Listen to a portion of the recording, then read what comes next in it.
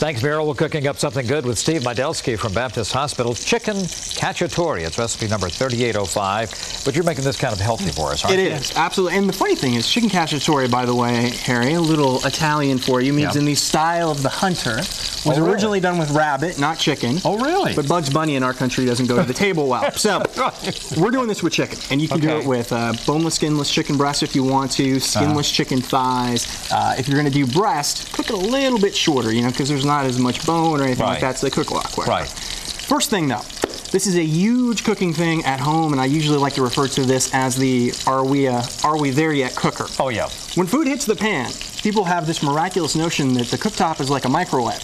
This is going to take a minute or two, and then we're going to get really great color on the front of it, and that's going to give us our flavor. If you just put it in there and keep turning it every 2 seconds, are we there yet? It's not going to work with chicken, although with trips. Let it go. Let it cook. So it's doing its thing. You know it's hot. So once we do that, and we get some good color on the sides here, yeah, like we got here. That color. Yeah, look at it. It's nice and golden there. And if you haven't had a screening, you definitely should for cardiology and for all the issues that are so important for us today. If you know cholesterol is a problem for you, the skin and you may want to part ways off the chicken. You can get these skinless just at the butcher section, pretty much every grocery store now. So we're going to take these out of our pan, put them on the side here. You've got chicken thighs here. Chicken thighs that I'm working with here today. Okay. You like garlic, Harry? I love garlic. Good deal.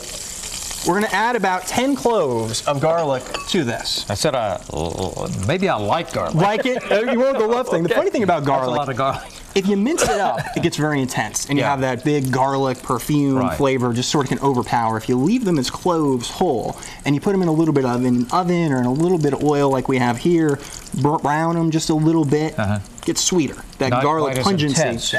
The larger they are, less garlic flavor they are. So we're going to leave those whole. We're going to chase that with a little bit of onion here, a little bit of red pepper. Harry, we could stop right now. We'd be good to go. Oh, yeah. You got me covered right there. A little bit of mushrooms. I'm using some cremini mushrooms, which are little baby portobellos today. And one of my most favorite things in the entire world, Harry. This, if you haven't worked with them before, are fennel seeds. Yeah. As a kid, I love chicken cacciatore, maybe my favorite dish on the entire planet. But there was one restaurant in particular that just had this awesome cacciatore. And fennel seeds are one of these flavors with a little bit of a licorice background to it. And if you just toast them a little bit, has a world of flavor in it. Obviously no fat, no cholesterol, any of those kind of things we're trying to avoid. So fennel seeds are great in a lot of Italian dishes. Have a really great flavor to them. So just go ahead and toss about half of those in there, Harry. Okay, just about half of it, okay. Or if you're like me, you may put the whole thing. So we're going to toss these. There you go. Go for the whole thing. Can't have enough fennel seeds. That's right. We're living on the edge today, Harry. We're about to in a sec. I know it. Kurt's hungry. He wants some fennel seeds. Kurt cooks a lot, too. He does. So he's a good judge of things. Oh, I know he is. So we got a little bit of fennel seed in here. Now our next favorite thing, a little bit for the pan and maybe a little bit for us later. Hit that with a little bit of red wine for us, Harry. And about a cup or so, enough to coat the bottom of it. Is that right? There you go. Perfect. All right. So we're going to let that sort of deglaze. If you would grab our wooden spatula there and just scrape up all that good stuff that's on the bottom for us. Okay.